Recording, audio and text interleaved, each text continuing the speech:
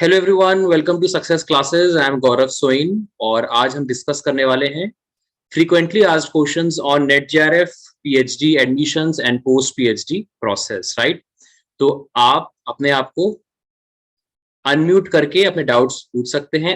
Either you can write down in chat section. Right, तो एक एक करके आप अनम्यूट कर सकते हैं। You can raise your queries. Okay, chat section में भी आप पूछ सकते हैं एंड अनम्यूट करके भी पूछ सकते हैं। Okay, yes Hina, yes you can. Hello sir, good evening. Good evening Hina, how are you? I'm absolutely fine. Okay, First, congratulations to you. thank you so much. Yes, Okay, I have doubt little bit. Actually, yes, I have just started my preparation of NET okay, JRF. okay, I used to teach to 11th and 12th standard till okay, 2021 and then I got married.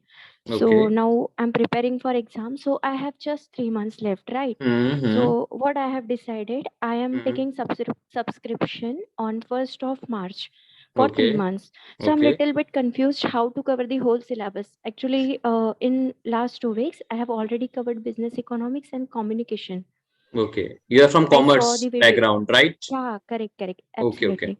Mm-hmm. Yeah. So can you please can you please guide me how So this is to your cover first whole syllabus attempt, in 3 months? Hina.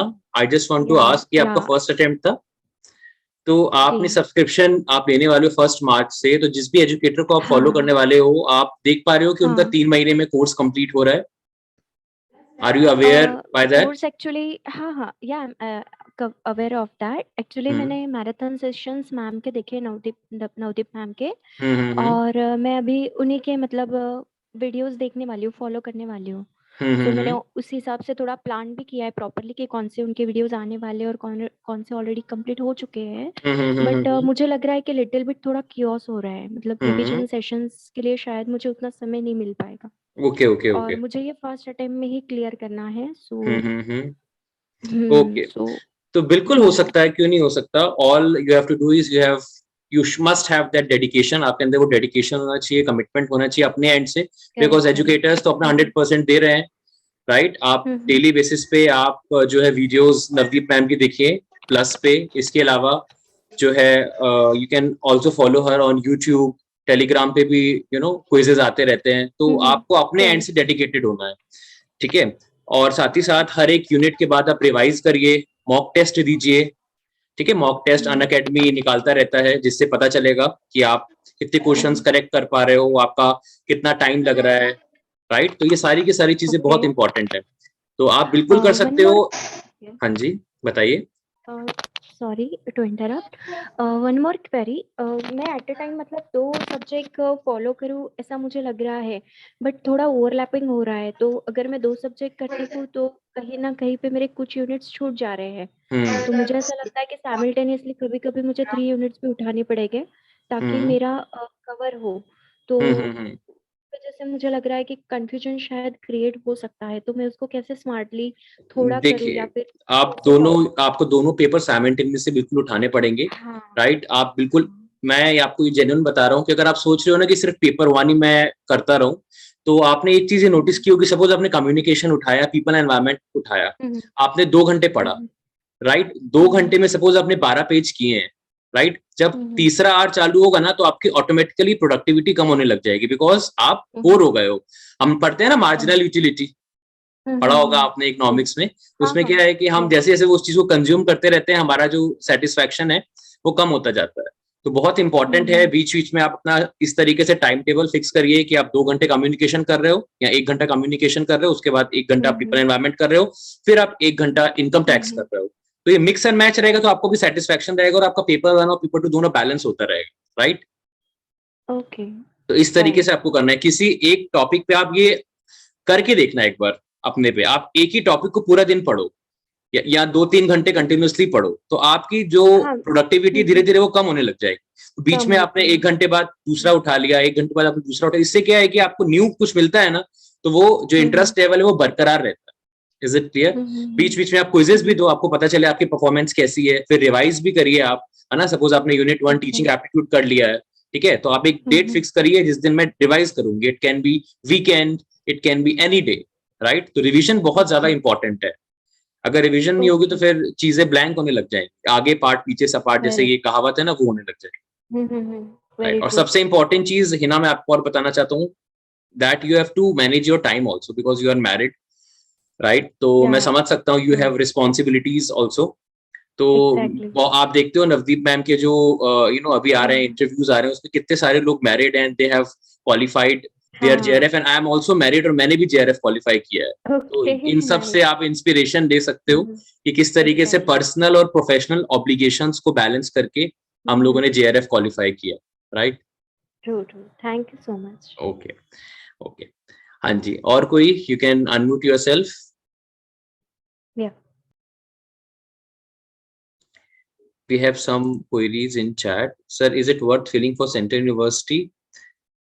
Right. मैं सोच रहा हूँ chat में last के 10 minutes देखूं. अभी जो लोग मुझसे बात करना चाहते हैं अपने आप को अनम्यूट करके वो पहले बात कर लें, राइट. क्योंकि चैट के लिए हम लास्ट के 10 मिनट्स रखेंगे, जिससे एक साथ मैं पूरी चैट की क्वेरीज जो है वो सॉल्व कर सकूं. Okay, you can unmute yourself और you can raise your hand.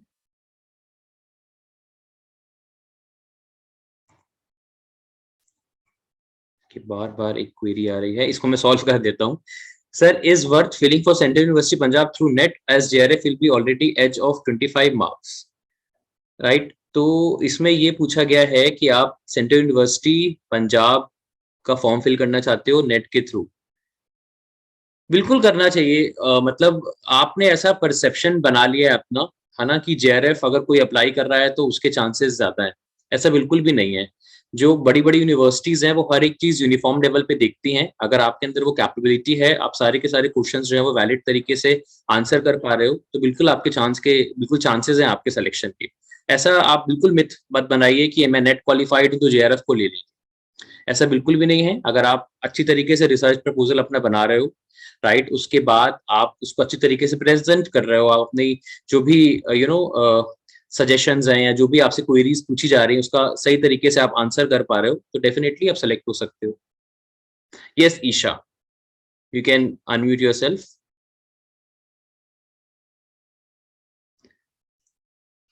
हाँ जी, ईशा, अलीशा, आप में से कोई भी अनम्यूट कर सकता है. Good evening, sir. Good evening. Sir, actually, I'm preparing a research paper. तो सर अभी मैं क्वेश्चनेयर प्रिपेयर करना था मुझे, तो मुझे बस ये पूछना है आपसे कि हम उसमें क्वेश्चंस किस तरह से प्रिपेयर करने चाहिए. अभी तक नहीं मुझे समझ आ रहा है.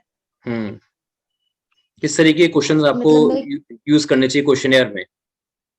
जी, मेरा जो टॉपिक है मैं उसके हिसाब से क्या क्वेश्चंस लूं, क्या उसमें कंटेंट होना चाहिए, और मतलब मुझे नहीं पता कि मैं उनमें क्या ऐसा लूं जो प्रोडक्टिव हो. पहली चीज तो आपने अपना एक ऑब्जेक्टिव बनाया होगा, अलीशा.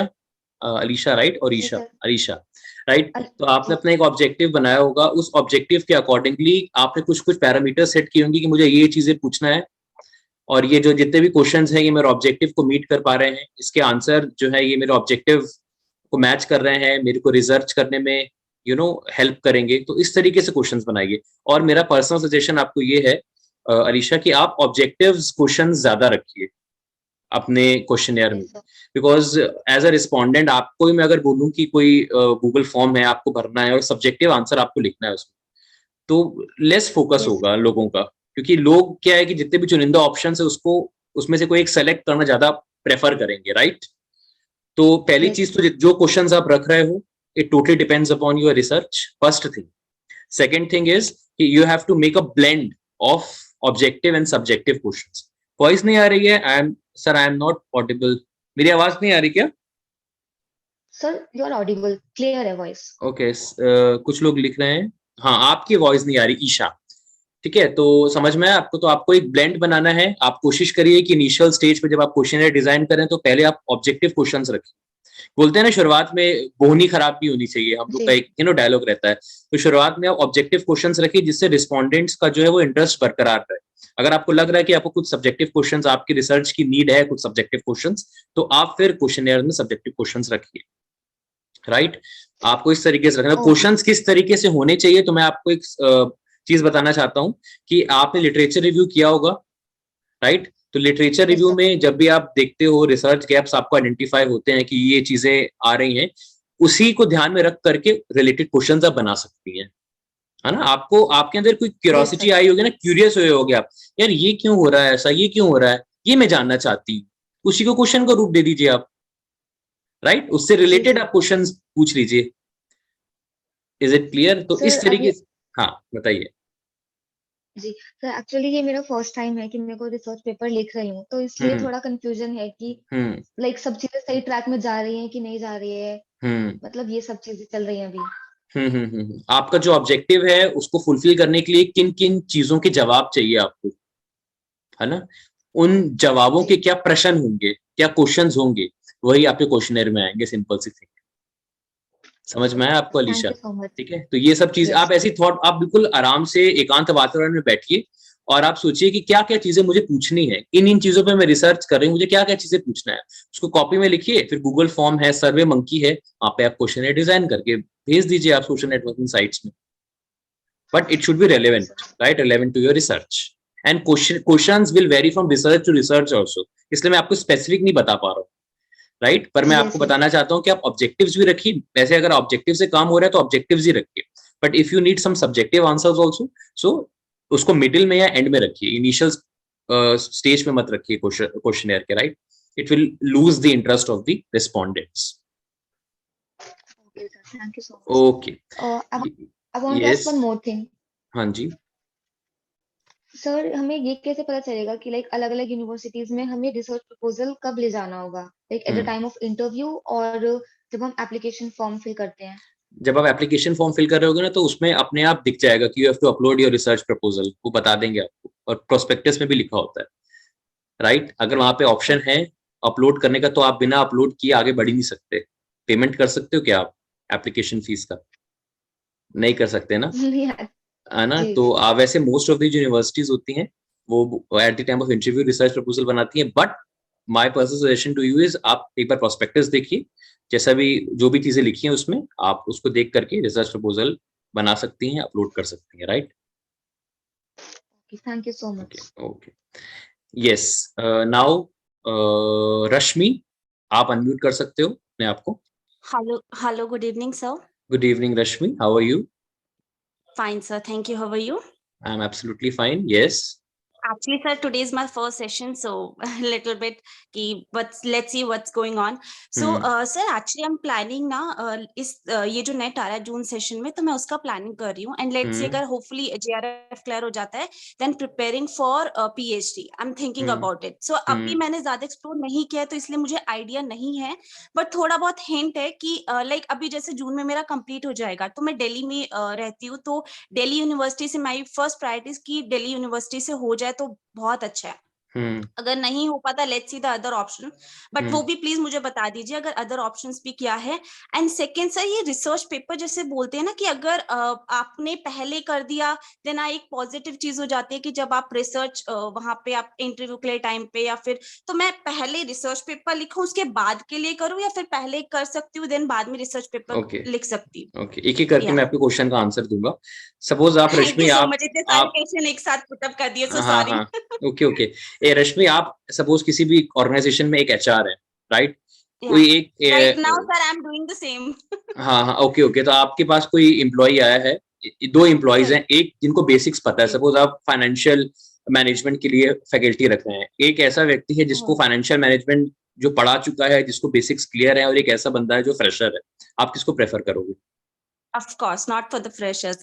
हाँ, राइट। तो यही चीज होती है, अगर आप रिसर्च पेपर लिख के जाओगे ना, तो जो इंटरव्यूअर होता है वो दिखता है, यार इस इंसान ने रिसर्च पेपर लिखा हुआ है, मतलब उसको रिसर्च पेपर लिखने की नॉलेज है, तो उस पर बहुत ज्यादा एफर्ट्स नहीं लगाने पड़ेंगे। He is related to research, इसको पता है कि क्या रिसर्च प्रोसेस होता है। Is it clear? तो ये एक चेरी ऑन दी केक होता है, मतलब आपकी जो पॉसिबिलिटी होती है ना, देखो selection is all about possibility, हो भी सकता है, नहीं भी हो सकता, दोनों चीज हमको देखना है, पर हमें अपनी तरफ से तो पूरे प्रयास करने हैं ना। कल को ऐसा ना हो कि एक अच्छी अपॉर्चुनिटी आपके हाथ से चूक जाए बिकॉज ऑफ यू, कि आपने रिसर्च पेपर नहीं बनाया था, क्योंकि आप बहुत सारे कैंडिडेट्स में से हो, ठीक है। अगर आपके साथ कोई और ऐसा कैंडिडेट है जिसने 5 रिसर्च पेपर लिखे हुए हैं और उसने परफॉर्म भी अच्छा कर लिया, तो आपके चांसेस तो ऑटोमेटिकली कम हो जाएंगे। You are living in a competitive environment, right. तो आप किसी को तो नीचे नहीं कर सकते, किसी का रिसर्च पेपर फाड़ सकते हो क्या? नहीं कर सकते, पर अपने रिसर्च पेपर आप जरूर लिख सकते हो, राइट? तो आप रिसर्च पेपर्स लिखते हैं तो आगे जाकर के इसका एक एडवांटेज आपको मिलता है। इंटरव्यू के टाइम पे आप बता सकते हैं कि मैंने सो एंड सो एरियाज में रिसर्च पेपर्स लिखे हैं, मैंने ये रिसर्च वर्क किया है। It will add a cherry on the cake, though it is not compulsory, but it adds a cherry on the cake while giving the interview, right? और पहला question आपका क्या था? नेट जेआरएफ की आप तैयारी कर रहे हो? हाँ, जेआरएफ की है एंड जून में इज माय कमिंग एग्जाम। सो उसके बाद like Delhi university is the ठीक है उसके बाद और नेक्स्ट क्या अल्टरनेटिव हो सकता है, मतलब कौन सी यूनिवर्सिटी बेस्ट है इन दिल्ली?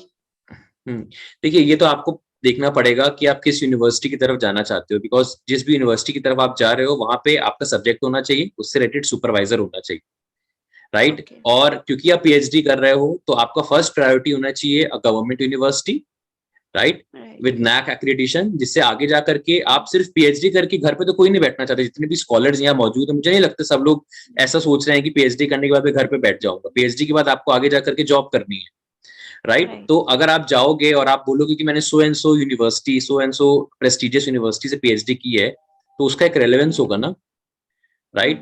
और वैसे ही PhD is a long term process, तो ये पहली चीज तो आपको देखना पड़ेगा कि कौन कौन सी यूनिवर्सिटीज अवेलेबल है और किस किस के फॉर्म्स आ रहे हैं। तो इसके लिए आप एक लिस्ट बना लीजिए कि किन किन प्रेस्टिजियस यूनिवर्सिटी में आपको जाना है। आप गूगल पे सर्च करोगे, आपको दिल्ली की जो भी प्रेस्टिजियस यूनिवर्सिटीज है अपार्ट फ्रॉम टीयू, वो सब आपको दिख जाएंगी। उसके बाद उनकी वेबसाइट में जाइए। अभी इसलिए भी एक्सप्लोर नहीं किया बिकॉज अभी पूरा ध्यान फोकस नेट पे है, बिकॉज ये कॉम्पिटिटिव एग्जाम है एंड जेआरएफ इज मस्ट की लाना ही लाना है। तो अभी पूरा फोकस पहले कर रही थी कि रिसर्च पेपर कौन से है, मैम की भी क्लासेस देख रही थी जो संडे को होती थी मैम की, बट स्टिल अभी सोचा कि नहीं, इस पे फोकस करते, एक बार ये अच्छे से हो जाए, जेआरएफ है जाए, देन लेट्स सी कि देखते हैं नेक्स्ट पे क्या होगा। सॉरी टू इंटरप्ट यू रश्मि, पर मैं एक चीज आपको बताना चाहूंगा कि कोई भी अपॉर्चुनिटी किसी के लिए वेट नहीं करती है, राइट? अगर आपको लग रहा है कि जिस पर्टिकुलर यूनिवर्सिटी में मेरे को जो है एनरोल होना है और उसके फॉर्म्स आउट हुए हैं, आपका जेआरएफ है या नहीं उससे मैटर नहीं करता, आप फॉर्म फिल कर दीजिए। पीएचडी करने के बाद भी अगर आपका जेआरएफ हो जाता है, मेरा तो हुआ ही है ना, मैं बता रहा हूँ आपको, मेरे तो पीएचडी ऑलरेडी मैं एनरोल्ड हूँ, मेरे को पीएचडी में एनरोल हुए 2-3 महीने हो चुके हैं, अब मेरा जेआरएफ हुआ 19 फेब को, तो फेलोशिप तो मिलेगी, पर टाइम बच गया ना मेरा। वही अगर जेवाजी यूनिवर्सिटी के फॉर्म्स आउट हो जाते, मैं नहीं फिल करता, तो अब मैं थोड़ा सा रिलीव हूँ, अब मैं थोड़ा सा रिलैक्स हूँ, क्योंकि मेरी पीएचडी चलेगी। क्योंकि जेआरएफ कंप्लीट करने के बाद next step is to enrol yourself in PhD.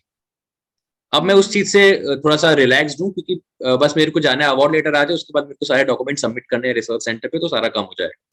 Is it clear? तो यही चीज है कि आप अगर वेरी मच इम्पोर्टेंट, बिकॉज मुझे नहीं पता था, मैं पहले सोची थी जेआरएफ देती हूँ, लेट्स सी उसके बाद देखते हैं। JRF is just a financial assistance, ये कोई एंट्रेंस का वो नहीं है कि आपको बिल्कुल एंटर होगा जेआरएफ ही आपका होगा। जेआरएफ से ज्यादा क्या होगा, आप एग्जाम हो जाओगे एंट्रेंस टेस्ट के लिए, पर इंटरव्यू में आपको बैठना पड़ेगा।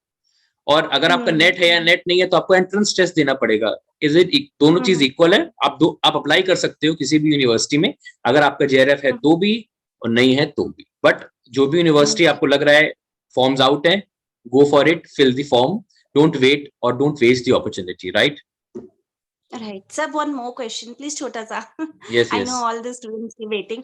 मुझे ना, जैसे मैं लेबर वेलफेयर का कोड 55 के एग्जाम दे रही हूँ, तो मैं अभी वैसे एचआर में ही हूँ, मेरा एमबीए भी एचआर है, तो जैसे मैं रिसर्च पेपर लिखूँ वो एचआर से रिलेटेड या लेबर लॉ से रिलेटेड, मतलब कौन सा अच्छा रहेगा, अगर कुछ आइडिया आपको इस बारे में? तो लेबर लॉ और एचआर इज बिट डिफरेंट ना, थोड़ा डिफरेंट है लेबर लॉ, कि उसका ही सब पॉइंट है, एचआर का ही सब पॉइंट है, एक सब पॉइंट है, राइट? जैसे एचआर में आपका मैनेजमेंट भी आ जाता है, जैसे ओबी आ जाता है, मैनेजमेंट आ जाता है, एचआरडी आ जाता है, बट लेबर लॉज मींस कि आपके पूरे सेक्शंस आ जाते हैं कि ये साइड का सेक्शंस। और ओके मैं समझ गया। तो स्पेसिफिक मोर अच्छा होगा, मतलब आप किससे करना चाहिए? जैसे आप देखिए सब्जेक्टिव पेपर पे पहले जाइए, देखो लेबर लॉ एक सब हेड है, पर आएगा तो एचआर के अंदर ही ना वो। अगर आपसे कोई मैक्रो लेवल पे पूछेगा कि रश्मि आपने किस पे रिसर्च पेपर लिखा, तो आप बोलोगे एचआर। जो ज्यादा नॉलेजेबल बंदा नहीं होगा, आप उसको पूरा समझाओगे नहीं कि मैंने लेबर लॉ एक हेड है उसमें लिखा है, आप एचआर डायरेक्ट उसको बोल दोगे, राइट? तो आप ऐसा नहीं कि आप एचआर के हो और आप लिख तो सब में सकते हो, बट मेरा पर्सनल सजेशन है कि आप अगर एचआर के हो तो कोर पहले अपने सब्जेक्ट के रिसर्च पेपर्स लिखो, वो बेनिफिट देगा आपको, बिकॉज उसी में आगे जाकर के आप पीएचडी करने वाले हो, राइट? अगर आपने किसी जर्नल टॉपिक पे, एनवायरमेंट टॉपिक पे लिख दिया तो कंसीडर तो वो होगा, बट आपके सब्जेक्ट रिलेटेड नहीं है तो उतना वेटेज नहीं डाल पाएगा, राइट? सब्जेक्टिव पहले फोकस करिए। Thank you so much. Yes, Sneha Ranjan, you can unmute yourself. जिन्होंने अभी हैंड रेज किया मैं उनका नाम बस ले रहा हूँ अभी। पहले स्नेहा। हाँ यस सर। गौरव सर। यस हाँ जी। गुड इवनिंग हाँ, स्नेहा। हाँ जी। ये सर आपके साथ ही मैंने क्लासेस ली थी 2020 में, पर 2021 में तो मैंने मिस किया। हाँ नेट तो हुआ था मेरा, पर जेआरएफ मिस किया सर। ओके। और तो इसलिए सर पीएचडी में एडमिशन भी पिछले साल तो नहीं ली थी, पर अभी जेआरएफ के लिए जून के लिए कोशिश कर रही हूँ। Okay, all the very best Sneha. हाँ यस सर। तो आपके टिप्स और ट्रिक जो भी क्लासेस आप लेते हैं वो तो मैं फॉलो करती हूँ। हाँ जी। सर मैं पूछना चाह रही थी कि जब भी पीएचडी का जो भी रिसर्च प्रपोजल है मैंने जो वो सोचा है, तो क्या वो हमेशा बेनिफिशियल ही होना चाहिए कि सोशल के रेस्पेक्ट में? वो टॉपिक चूज करने में मुझे बहुत परेशानी हो रही है। मैं इंग्लिश लिटरेचर से हूँ। ओके। देखिए स्नेहा, कोई टॉपिक पे ऑलरेडी बात हो चुकी है। जैसे मैं यहाँ पे अपने जो भी मैंने अभी इतने सारे लोगों को वापस बोला, रश्मि को और बाकी लोगों को, अगर मैं वापस रिपीट करूंगा तो सारे बच्चे भाग जाएंगे ना।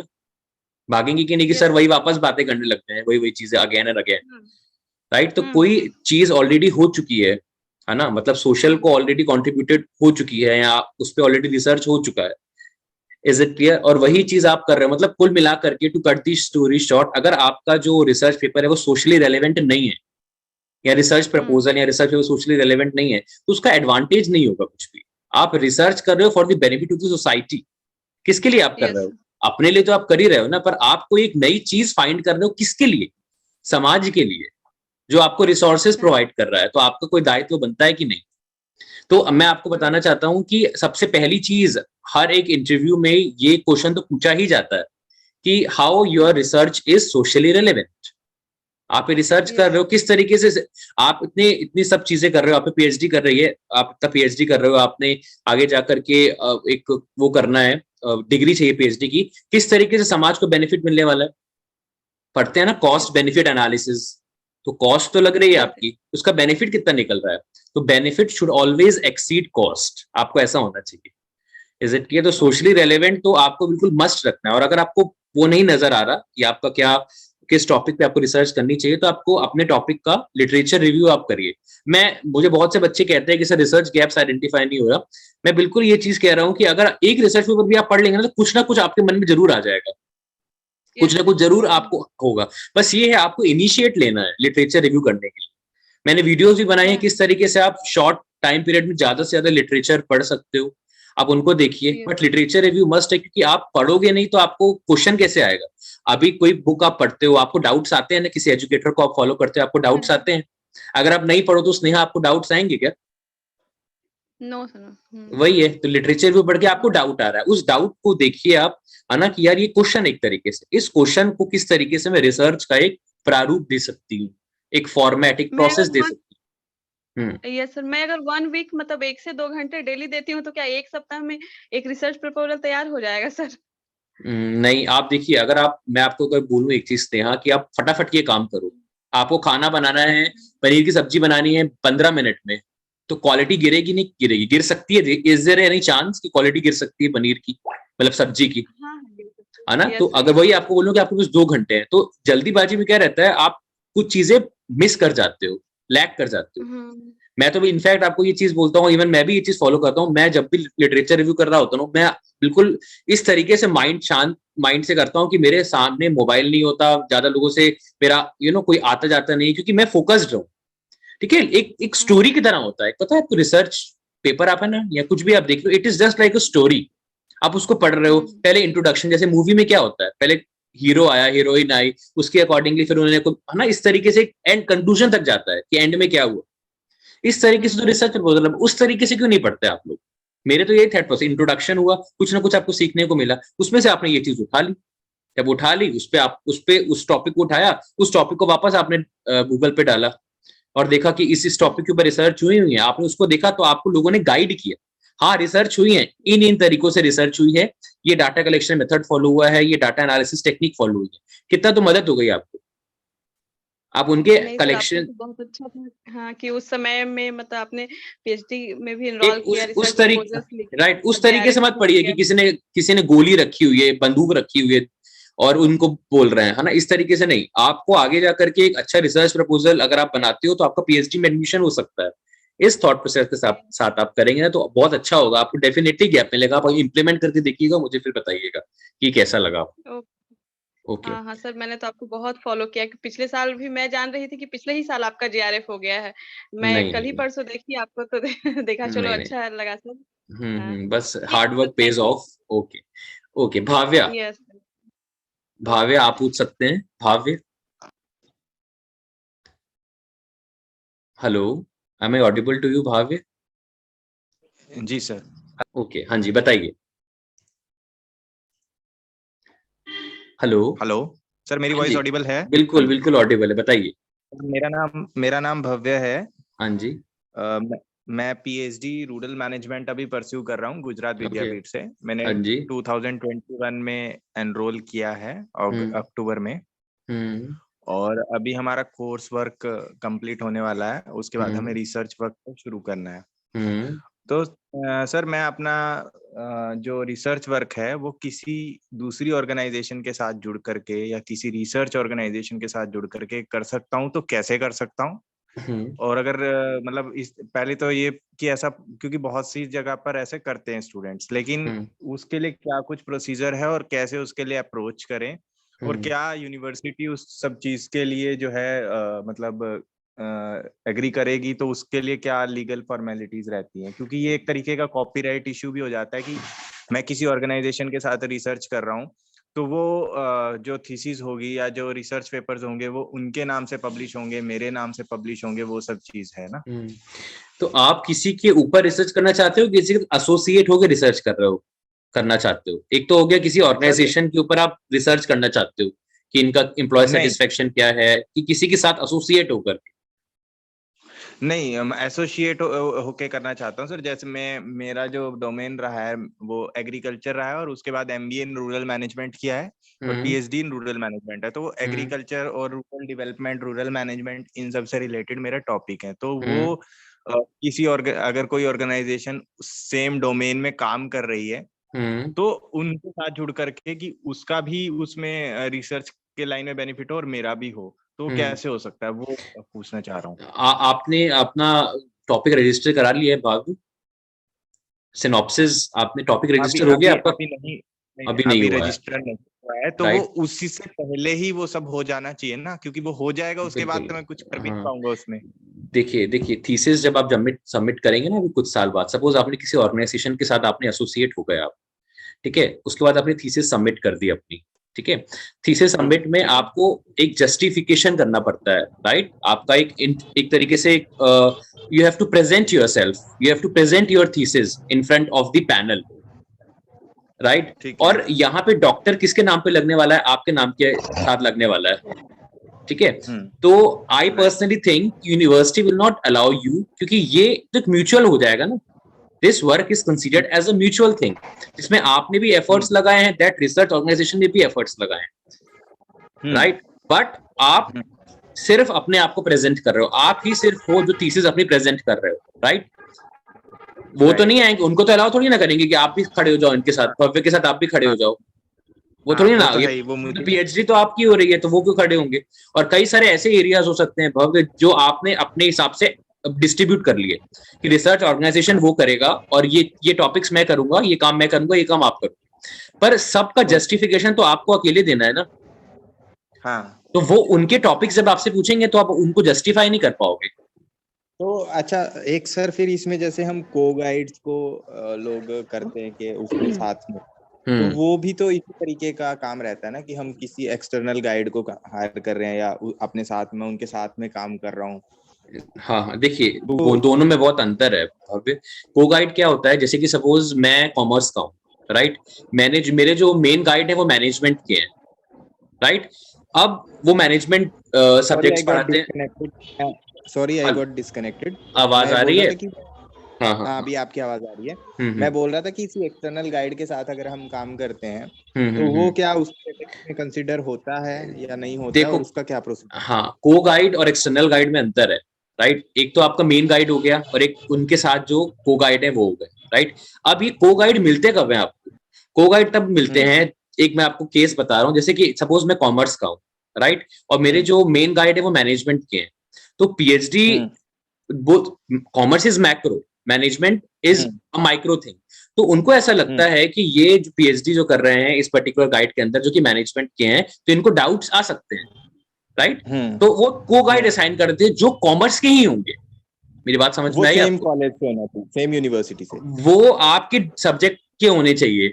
मैंने आपको बताया ना मेरे, हाँ नहीं से, हाँ यूनिवर्सिटी सेम होनी चाहिए, राइट, यूनिवर्सिटी दोनों की सेम होनी चाहिए, आपकी मेन गाइड की भी होनी चाहिए और आपकी को गाइड की भी होनी चाहिए। और को गाइड इसलिए यूनिवर्सिटीज अलॉट करती हैं, कई बार ऐसा होता है कि जो आपका मेन गाइड है वो इतना एक्सपीरियंस नहीं है ना, उनको इतने अभी टाइम नहीं हुआ, बहुत ज्यादा स्कॉलर्स उनके अंडर से निकले नहीं है, तो उनको हो सकता है कि जो स्कॉलर्स अभी रजिस्टर हो रहे हैं उनको दिक्कत आए, तो वो को गाइड कर लेते हैं, राइट, जिसमें अगर कोई दिक्कत आती है तो आप अपने को गाइड से पूछ सकते हैं। Is it clear? ये होता है। और एक्सटर्नल गाइड का? हाँ जी, एक्सटर्नल गाइड, हाँ एक्सटर्नल गाइड का क्या आप बता रहे थे कि एक एक्सटर्नल गाइड को होता है, एक को गाइड का होता है, तो एक्सटर्नल गाइड के केस में क्या? एक्सटर्नल गाइड तो it is you can say related to university और it can not be related to university, वो हो भी सकते हैं नहीं भी हो सकते हैं, बट ये हर एक यूनिवर्सिटी वो नहीं करती है, राइट, आप जब पीएचडी, हाँ अलाउड नहीं करती है, आप सपोज अपने पीएचडी ऑर्गेनाइजेशंस हैं वो पीएचडी स्कॉलर्स को हायर करते हैं रिसर्च करने के लिए, हाँ कुछ ऐसे रिसर्च ऑर्गेनाइजेशंस एग्रीकल्चर में भी हैं और दूसरे फील्ड्स में भी हैं। तो देखिए मैं आपको एक चीज बताना चाहता हूँ भव्य, इसका सबसे अच्छा जो इसका आंसर होगा ना, ये आप बिल्कुल सही कह रहे हो, इसका सबसे अच्छा आंसर होगा आपके सुपरवाइजर आपको बता सकते हैं, राइट, कि अगर सपोज रिसर्च ऑर्गेनाइजेशन के साथ मैं एसोसिएट होता हूँ, ठीक है, तो eight the time of thesis या कोई आगे जाकर के थीसिस सबमिशन में प्रॉब्लम तो नहीं आएगी, राइट, तो वो आपको सही तरीके से गाइड कर पाएंगे। एक और चीज है सर, हाँ जी, अभी जैसे पीएचडी जो है वो एक रेगुलर कोर्स कंसीडर किया है, 2017 के बाद कोई नॉन रेगुलर या कोरेस्पोंडेंस डिग्री अलाउड नहीं है, राइट? तो लेकिन अभी मैं गुजरात विद्यापीठ से परस्यू कर रहा हूँ, जो एक सेंट्रल मतलब डीम्ड यूनिवर्सिटी है, सेंट्रल फंडेड है, तो वहां पे हमें फर्स्ट सेमेस्टर का जो कोर्स वर्क है वो अटेंड करना है 120 आवर्स का, वो वीकेंड्स पर भी हो रहा है और वो बीच बीच में बुला करके भी हो रहा है, अभी चल रहा है, वो ऑनलाइन चल रहा है आपका? हाँ अभी तो ऑनलाइन, क्योंकि कोविड की वजह से, अदरवाइज कुछ क्लासेस हैं वो ऑफलाइन मतलब फिजिकली प्रेजेंट रह के करना है। आफ्टर दैट जो हमारा रिसर्च वर्क होगा वो हम कहीं भी रह करके कर सकते हैं, बिकॉज हमारा सर टोटली ये सोशल रिसर्च है जो सोशल लाइफ के ऊपर और एग्रीकल्चर से रिलेटेड है, तो वो हम किसी भी एरिया में फील्ड में कर सकते हैं। तो क्या उस दौरान मैं अगर जॉब करता हूँ, चाहे मैं वो मेरा कोर्स वर्क है चाहे वो मेरा रिसर्च वर्क है, उस दौरान मैं अगर कोई जॉब कर रहा हूँ साथ में, तो क्या मैं उस चीज को जस्टिफाई कर पाऊंगा बाद में किसी इंटरव्यू में? क्या वो दोनों चीजें मैं शो कर पाऊंगा कि हाँ मैं जॉब भी कर रहा था और मैं अपना पीएचडी भी परस्यू कर रहा था? देखिए पहली चीज तो ये है कि आप रेगुलर मोड से पीएचडी कर रहे हैं, अपने रेगुलर मोड से कर रहे हैं? नॉन रेगुलर मोड तो अभी बंद ही कर दिया है। हाँ, पीएचडी में तो नॉन रेगुलर बंद कर दी, फिर भी मैं पूछ रहा हूँ आपसे, राइट, उसमें क्या होगा कि सपोज आप रेगुलर बेसिस पे पीएचडी कर रहे हैं, तो आप किस तरीके से, आप इंटरव्यू में जाएंगे तो किस तरीके से जस्टिफाई करेंगे? सेम टेन्योर दिखाएगा पीएचडी का भी, सेम टेन्योर दिखाएगा आपका एक्सपीरियंस का भी, या फिर आपने पीएचडी के अच्छे से नहीं किए, जो साइकोलॉजी है लोगों की वो ऐसी बनेगी, या फिर आप रेगुलर नहीं रहे पीएचडी, है ना, क्योंकि आप साथ साथ में जॉब भी कर रहे थे, दोनों में से किसी एक चीज को आपको छोड़ना पड़ेगा, है ना, अगर आप उसको शो कर देते हो तो क्वेश्चनेबल। क्या ये यूजीसी इस चीज के लिए अलाउड करता है? यूजीसी इस चीज के लिए अलाउड करता है? देखिए भव्य, ये टोटली डिपेंड करता है आपकी गाइड के ऊपर। अगर आप गाइड सपोर्टिव है और आप सपोज आप अभी जिस भी जगह से कर रहे हो, सपोज आप उस जगह से बिलोंग नहीं करते, आप कहीं और से बिलोंग करते हो, और आपके सुपरवाइजर आपके गाइड बोल रहे हैं कि कोई दिक्कत नहीं है भव्य, तुम वहीं से करो, जो मैं तुमको काम बोलूं तुम मुझे मेल कर देना है, जब मैं बुलाऊं तुम आ जाना, और साथ में आप जो करना है आप करो। प्रेजेंट दो जगह नहीं करेंगे, दो चीजों को एक साथ नहीं, आप उसको कर रहे हो just for the source of earning, right, पर अगर आप सोच रहे हो कि मैं कहीं दिखाऊंगा अपने सीवी या रेज्यूमे में, तो वो क्वेश्चनेबल आ जाएगा कि इन्होंने दोनों चीज साइमल्टेनियसली, तब जब एकेडमिक पोजीशन में अप्लाई जाओगे आप, या फिर वो क्या है कि उसमें काफी डिस्प्यूट्स क्रिएट हो जाएंगे, तो लेकिन सर वो पार्ट टाइम पीएचडी भी तो मतलब यूजीसी ने अलाउड किया है। बिल्कुल पार्ट टाइम आप कर सकते हैं, पार्ट टाइम के साथ आप कर सकते हैं जॉब वगैरह अगर आप करना चाहते हो, ठीक है, पर regular considered in regular mode, right? हाँ वो पार्ट टाइम मोड पे कंसीडर होगी, राइट, और वो जो है आपकी, आप साथ साथ में जो जॉब कर सकते हो, वो बेसिकली वो लोग करते हैं जो अपनी जॉब नहीं छोड़ सकते। इज इट अच्छा, क्लियर? एक और जी, एक लास्ट क्वेश्चन था सर। आपने शुरुआत में बात की कि किसी ऑर्गेनाइजेशन के ऊपर अगर आप रिसर्च करना चाहते हैं तो उसमें, उस केस में क्या रहता है? मतलब उसमें आप ये रहते हो जैसे कि आप सपोज आप एचआर के हो और आपको ये फाइंड आउट करना है कि एम्प्लॉय सेटिस्फाइड है या नहीं। एम्प्लॉय सेटिस्फेक्शन कोई बैंक का करना चाहते हो, किसी ऑर्गेनाइजेशन का करना चाहते हो, राइट? तो आप जा करके अपने रिस्पॉन्सेज जो हैं आप वो दिखा सकते हो। रिस्पॉन्सेज जो आप क्वेश्चनर है वो आप रिस्पोंडेंट्स को दे सकते हो, फिर आप रिस्पॉन्सेज जो है वो ले सकते हो। इस तरीके से आप कर सकते हो। इससे भी आप जो है एक तरीके से रिसर्च कर रहे हो, अपनी थीसिस बना सकते हो। किसी ऑर्गेनाइजेशन के ऊपर आप रिसर्च कर रहे हो, ठीक है? जैसे कि मैंने LIC हो गया या मेरा एक्सिस बैंक हो गया। एक्सिस बैंक का मैं परमिशन लेना होता है सर, फिर सेम ऑर्गेनाइजेशन से परमिशन भी लेना पड़ता होगा? हम आपका रिसर्च कर रहे हैं। देखो, इस एक तरीके से आप जा रहे हो, आप क्वेश्चनर भरवा रहे हो, आप बात कर लो मैनेजर से कि मैं इसके ऊपर रिसर्च कर रहा हूँ, मुझे एम्प्लॉय सेटिस्फेक्शन जानना है, ये मेरे पास एक पेपर है, ये मैं डिस्ट्रीब्यूट करना चाहता हूँ आपके एम्प्लॉयज। उनकी पर्सनल इंफॉर्मेशन आप ले रहे हो एक तरीके से, और वो पब्लिक भी करोगे आप बाद में। और किसी, वो हो सकता है उस ऑर्गेनाइजेशन पे वो अच्छा इम्पैक्ट भी करे और हो सकता है अच्छा इम्पैक्ट ना करे। हाँ, तो वही तो है। देखो, आपको एथिकल रहना पड़ेगा ना भव्य। अब आप सारी की सारी डिटेल्स सब लोगों की ऐसे पब्लिक कर दो, ये तो एक रिसर्चर नहीं करेगा, because he has to follow research ethics. और दूसरी चीज ये है कि आप सोसाइटी में कंट्रीब्यूट कर रहे हैं, आपको पता चलेगा कि सो एंड सो जगह का जहाँ पे 150 बंदा एम्प्लॉय है, इनका एम्प्लॉय सेटिस्फेक्शन क्या आप बता रहे हो ना, वही चीज तो बताओगे मैनेजर के सामने। तो मेरा पूछना ये था कि क्या परमिशन लेना होता है सर इसमें, या हम ऐसे भी कर सकते हैं? बिल्कुल परमिशन आपको लेना पड़ेगा, राइट? आप कैसे बैंक में जाकर के एकदम से पर्चे या फिर अपने जो क्वेश्चन है वो ऐसे डिस्ट्रीब्यूट नहीं कर सकते ना। आपको उनको बताना पड़ेगा कि I am doing so and so research, so I just want to take a permission, otherwise they will not allow you. कि आप कौन, आप कैसे क्वेश्चन डिस्ट्रीब्यूट कर रहे हैं, who gave you the permission, right? तो somebody will allow, somebody will not allow. It totally depends upon the organization or bank to bank. तो बताना तो पड़ेगा। ओके, ठीक है, थैंक यू सर, यही सवाल थे। Thank you very much. Okay, हाँ जी, जीनत आप पूछ सकती हैं। Yes sir. जीनत परवीन, मेरे पास जिन्होंने पहले हाँ जी हैंड रेस किया है उनका मैं वो कर रहा हूँ। ओके जीनत बताइए। सर आपकी आवाज नहीं आ रही जीनत। हेलो जीनत, आपकी आवाज नहीं आ रही है मुझे, आप रिकनेक्ट करिए प्लीज।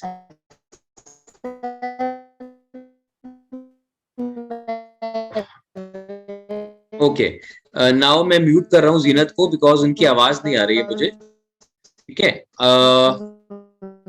सना आप पूछ सकती हैं। Good evening sir. Okay, good evening. 1 minute Sana, मैं म्यूट कर रहा हूँ सबको, आप फिर अनम्यूट करिएगा अपने आप को। हेलो सर, हाँ जी, हेलो, हाँ जी बताइए। हेलो सना, मेरी आवाज आ रही है आपको?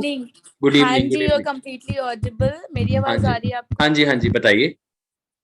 Sir actually I wanted to make a request कि आप एक डिटेल्ड सेशन अगर ले लें, how to write a research paper, how to go about it.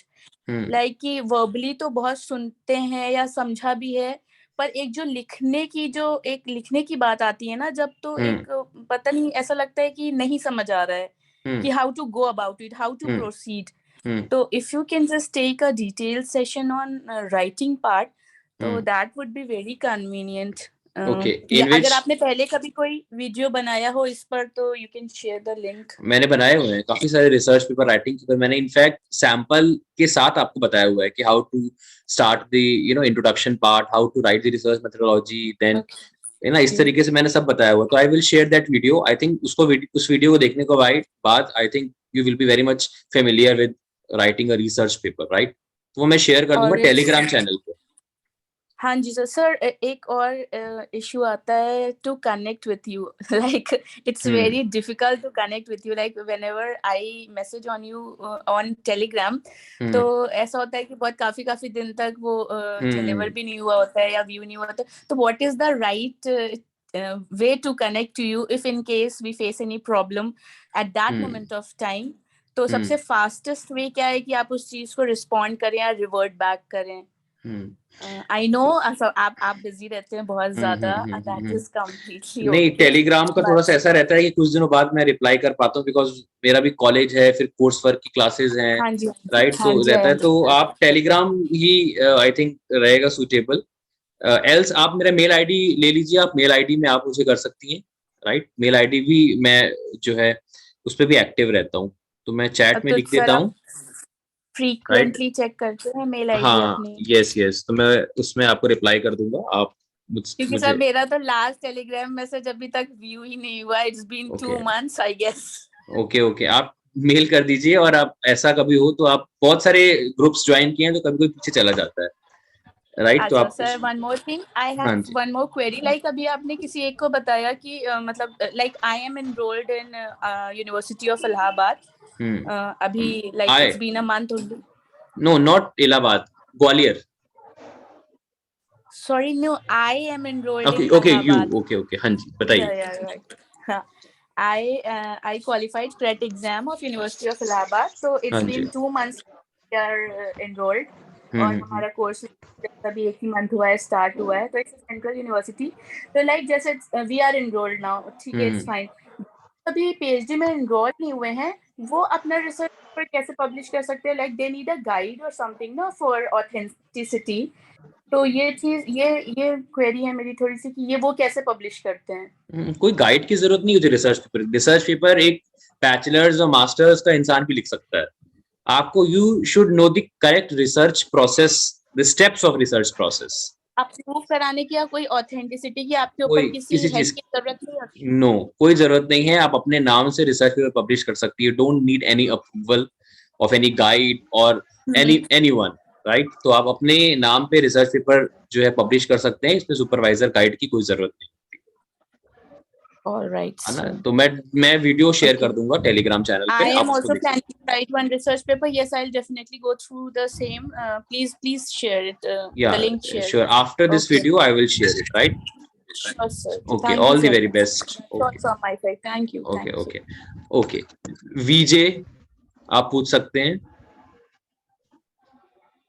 Hello, Hello, good evening, sir. Can good you hear me? Evening, yeah I can hear you.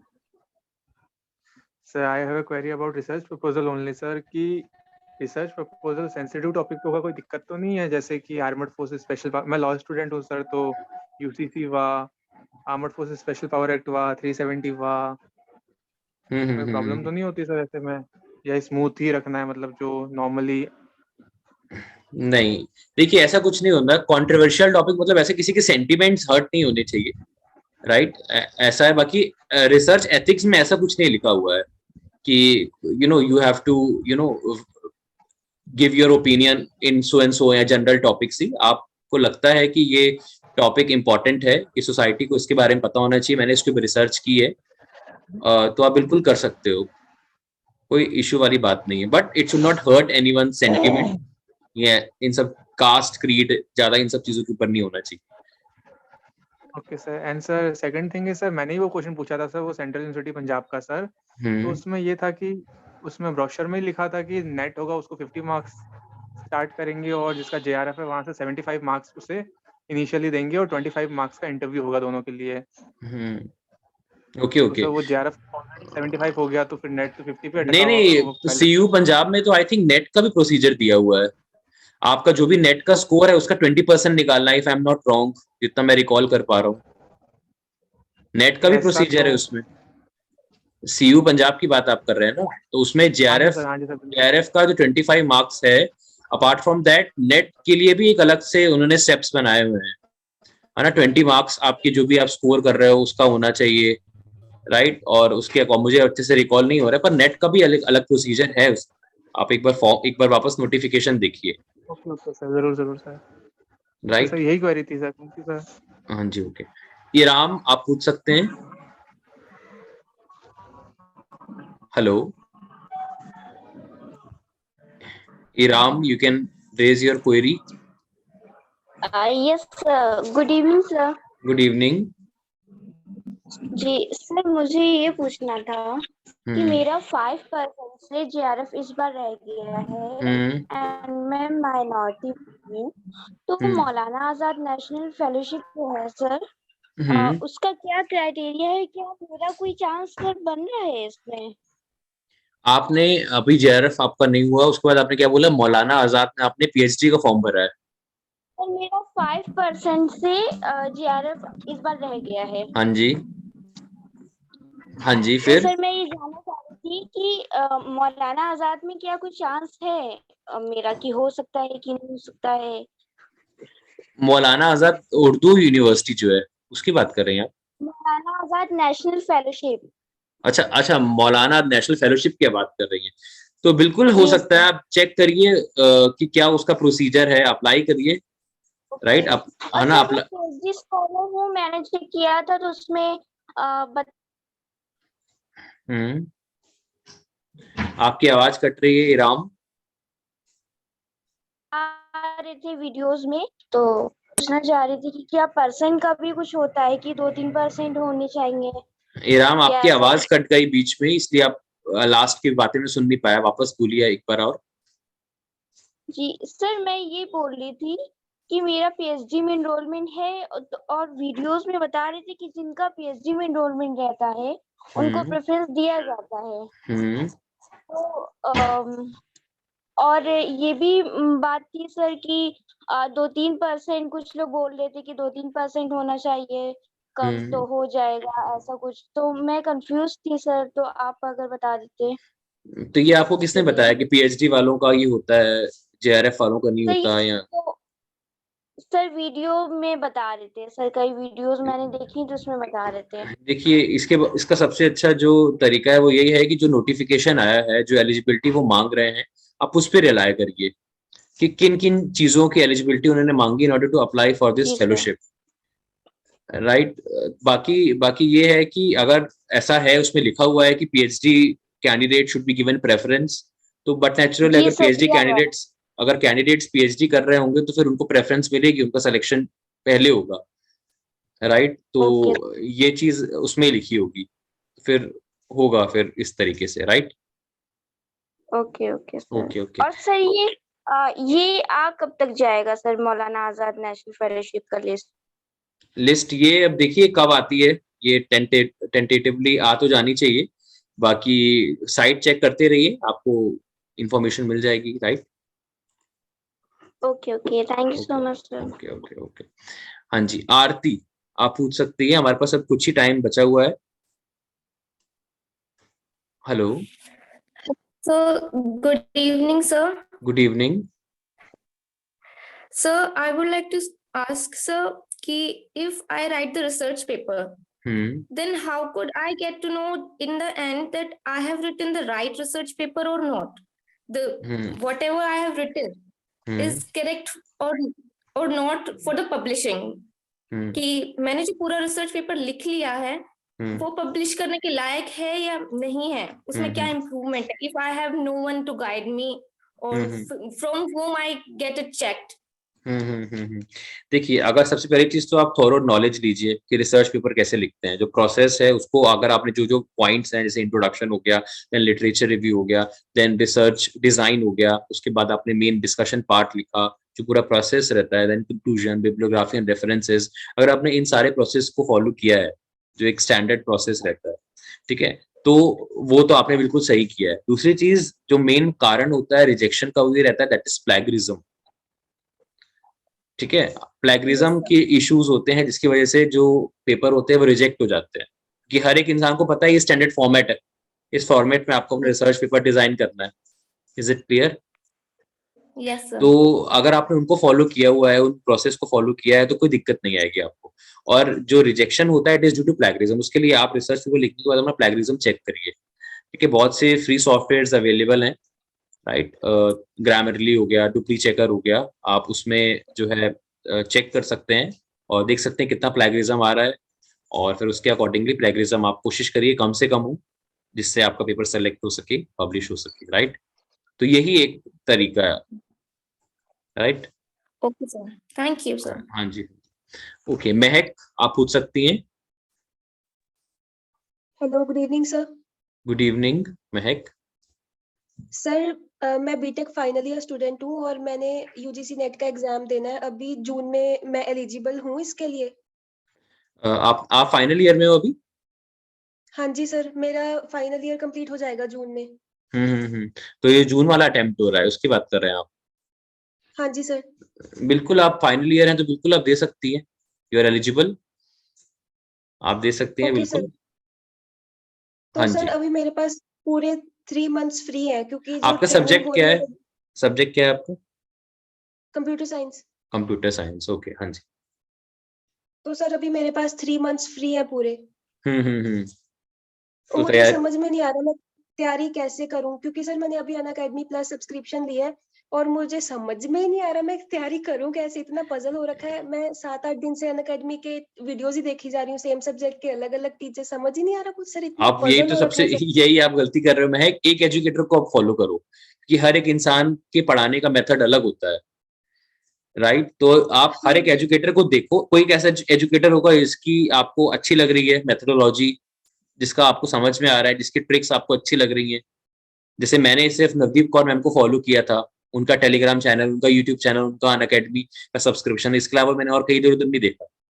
Is it clear? तो किसी एक educator को आप follow करिए और उन्हीं के courses देखना स्टार्ट करिए जिनका आपको समझ में आ रहा है, क्योंकि ऐसे तो आपका कोर्स भी कंप्लीट नहीं हो जाओगे और लिटरली आप पजल्ड हो जाओगे, है ना? अगर आप 8-10 जगह आप देखोगे तो आपको समझ में कोई दूसरे तरीके से बता रहा है, कोई दूसरा मेथड फॉलो कर रहा है मैथमेटिकल रीजनिंग में, बहुत पजल हो जाओगे आप। तो एक एजुकेटर आप देखो, हर एक एजुकेटर को आप देखो, आपका जिनका जिनका भी आपको समझ में आ रहा है उसकी फिर आपकी उसके कोर्स को एनरोल कर लो और उनकी वीडियोस देखो आप। हाँ जी सर, मैंने काफी टीचर्स में से पहले 4 सिलेक्ट किए, फिर 4 में से 2 सिलेक्ट किए, सारे अच्छे लग रहे हैं सर। एक चुनिए आप, क्योंकि आपको एक का अगर आप एक फॉलो करोगे तो फिर कोर्स कंप्लीट होगा। अगर आप एक ही कम्युनिकेशन जो यूनिट है वो आप एक टीचर का देख रहे हो, एजुकेटर का देख रहे हो, फिर वही एजुकेटर का वापस देख रहे हो, तो एक ही जगह पे इतनी बार एनर्जी लग रही है ना, टाइम भी लग रहा है, तो बाकी फिर कोर्स कैसे कंप्लीट होगा आपका? हाँ तो जी सर, जिनका वो आपको तो समझ है। में आए, मेरा पर्सनल सजेशन आपको रहेगा कि नवदीप मैम को फॉलो करिए, क्योंकि वो यूट्यूब वगैरह में भी बहुत एक्टिव रहती हैं, तो चीजें आपकी रिवाइज होने लग जाएंगी।